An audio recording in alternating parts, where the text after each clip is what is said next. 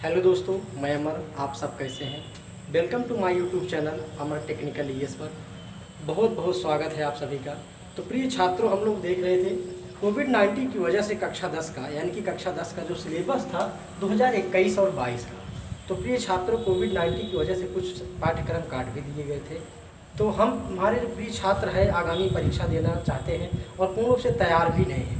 तो बहुत से छात्र ऐसे भी आते हैं जिन्हें अपने पाठ्यक्रम के बारे में नहीं मालूम रहता है। तो इस YouTube के माध्यम से मैं आप सभी को बताना चाहूँगा कि मेरा YouTube channel Amar technical ES को आप सब्सक्राइब करें और ज़्यादा से ज़्यादा मात्रा में इसे शेयर करें। तो प्रिय छात्रों, हम लोग चलते हैं पढ़ाई की तरफ। देखते हैं यहाँ पर विज्ञान नया पाठ्यक्रम जो है 2021 और 22 का आ ही चुका है। NCERT का भी जो है वहाँ पर सूचना भी आ चुका है, आप वहाँ नेट पर भी देख सकते हैं। तो चलिए प्रिय दोस्तों, हम लोग स्टार्ट करते हैं विज्ञान का कक्षा 10 का नया सिलेबस साइंस का। तो प्रिय दोस्तों, कक्षा 10 के सिलेबस में विज्ञान में हमें और आप यही पढ़ना है विज्ञान कक्षा 10। तो इसमें जो है कई इकाई आपको पढ़ने हैं, ये पूरा आपको नॉलेज होना चाहिए। क्योंकि आगामी बच्चे जब एक बार प्रेशर होता है कि हम लोग बोर्ड की परीक्षा दे रहे हैं, बोर्ड की परीक्षा दे रहे हैं, तो ऐसे में हो सकता है कि हम और आप जो है अपना सिलेबस ना जान पाएँ और ऐसे ही जो है अधेर में पढ़ते रहें, इसलिए असफलता ही हमें और आपको हाथ लगती है। तो प्रिय छात्रों, कॉपी और पेन लेकर विधवा दे, जो अपना सिलेबस है सिलेबस आप नोट किए रहेंगे तो दावा नहीं पूर्ण विश्वास है आप जो है आगामी परीक्षा में अच्छा नंबर लाएंगे। तो प्रिय दोस्तों, चलिए शुरू करते हैं कि कक्षा 10 का जो विज्ञान है।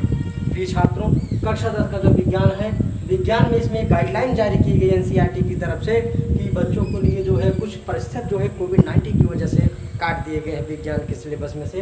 पहला जो इसमें काटा गया, इसमें गाइडलाइन में स्पष्ट लिखा गया था कि इसमें 70 अंक जो होंगे लिखित परीक्षा के, यानी कि जो 100 का पूर्णांक होगा उसमें 70 अंक जो होंगे लिखित परीक्षा के होंगे। उसके बाद 29 अंक का जो होगा आपका प्रयोगात्मक होगा।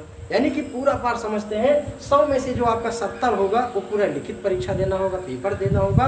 बाकी जो 30 बच रहा है उसको प्रोजेक्ट फाइल यानी कि असाइनमेंट आपको बनाने होंगे और प्रयोगात्मक कार्य के लिए 30 नंबर निर्धारित किए गए हैं। तो प्रिय छात्रों, आगे चलकर देखते हैं कार्य होगा न्यूनतम उत्तरायण।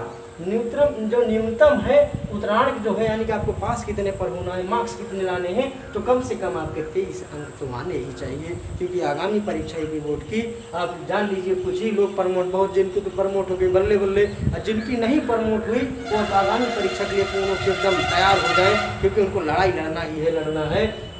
प्रिय दोस्तों, चलते हैं। उसके बाद 10 कुल अंक होंगे और आपके मात्र भी कुछ 10 अंक की जाएगी। 33 अंक जो होंगे आप क्लियर कर लेना। उसके बाद चलते यहाँ पर दिया गया है कक्षा 10 विज्ञान में आपको पढ़ने जो है उनकी इकाइयाँ दी गई हैं, एक नज़र इस पर भी डाल लेते हैं। क्रम संख्या 1, 2 और 3 और 4 और 5, 5 ही क्रम आपको दिए गए हैं। पहले क्रम में जो आपकी इकाई संख्या में दी गई है रासायनिक पदार्थ, रासायनिक पदार्थ प्राकृतिक एवं व्यवहार, इन पदार्थों के बारे में हमें विज्ञान के तहत जो है पढ़ना है और इनका ही नॉलेज करना है।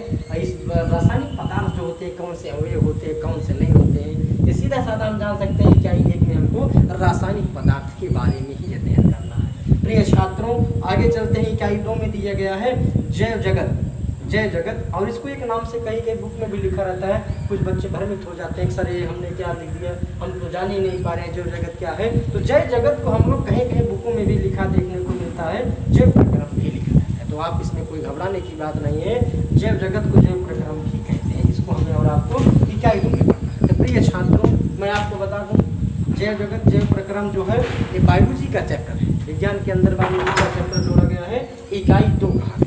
इकाई 2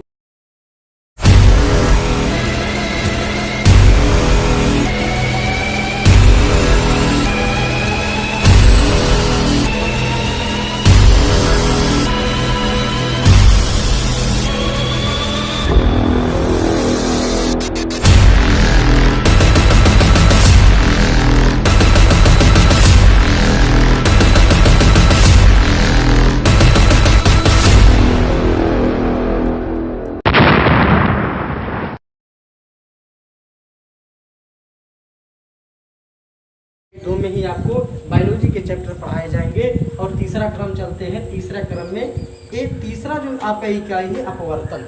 क्या है? अपवर्तन। अपवर्तन इकाई 3 में दिए गए। अपवर्तन इकाई 3 में जब दिया गया और चौथा क्रम में क्या आपको बताया गया, विद्युत धारा का चुंबकीय विद्युत धारा का चुंबकीय प्रभाव। विद्युत धारा चुंबकीय जो प्रभाव होगा इकाई 4 में आपको अध्ययन करना है, जो कि कक्षा 10 विज्ञान के सिलेबस में आपका जोड़ा गया है।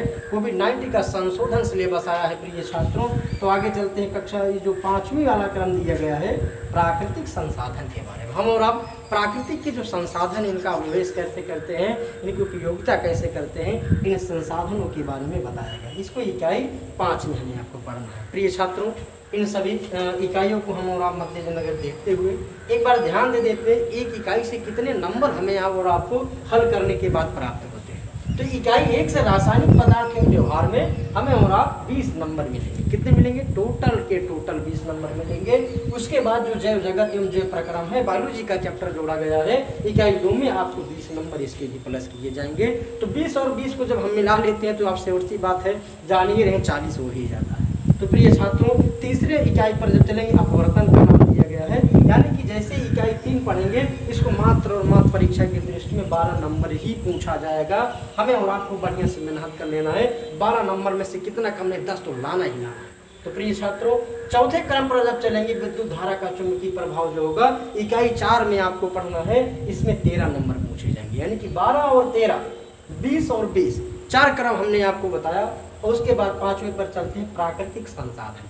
प्राकृतिक संसाधन जो है इकाई 5 में पूछा गया, जो 5 नंबर का ही पूछा जाए। प्राकृतिक संसाधनों के बारे में बताने के लिए, निवेश के बारे में बताने के लिए मात्र 5 नंबर का ही पूछा जाएगा, जो कि योग हम अगर करेंगे तो टोटल का योग जब हो जाएगा 20 और 20 और 12 और 13 को जोड़ देंगे, 5 को जोड़ देंगे तो टोटल संख्या 70 ही आ जाएगी। तो 70 नंबरों का हमें और आपका लिखित परीक्षा देना है। जैसे मैंने पिछले बता ही दिया था, ऊपर देखिए न्यूनतम मुद्रांक जो है 23 अंक का होगा, एमकुल जो है 33 अंक का ही होगा। इनमें से 70 अंक की लिखित परीक्षा एवं 30 अंक का प्रयोगात्मक होगा। तो प्रिय छात्रों, और आगे चलते हैं, जब योग करेंगे प्रयोगात्मक एवं प्रोजेक्ट कार्य के लिए कितना निर्धारित किया गया है, तो योग जो होगा 70 होगा और 23 जो होगा इसका आप 30 आपकी लिखित परीक्षा, 70 आपकी लिखित परीक्षा हो जाएगी, 30 आपका प्रयोगात्मक हो जाएगा। हर विषय का 30 रहेगा, हिंदी का 30 रहेगा, सामाजिक विज्ञान का 30 रहेगा, विज्ञान का 30 रहेगा, सामाजिक विज्ञान का 30 रहेगा, अंग्रेजी का 30 रहेगा, गणित का 30 रहेगा।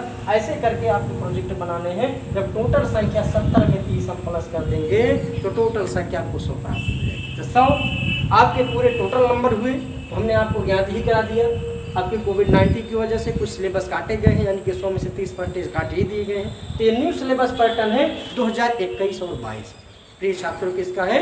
21 और 22 का ये न्यू सिलेबस है। आप इसे कॉपी और पेन लेके भी धोत लिख लीजिए। बहुत बड़ी चीज़ नहीं है कि आगामी परीक्षा आपके सर पर है, जो आपको कार्यरत के पढ़ना है, अच्छे से पढ़ाई करना है। प्रिय छात्रों,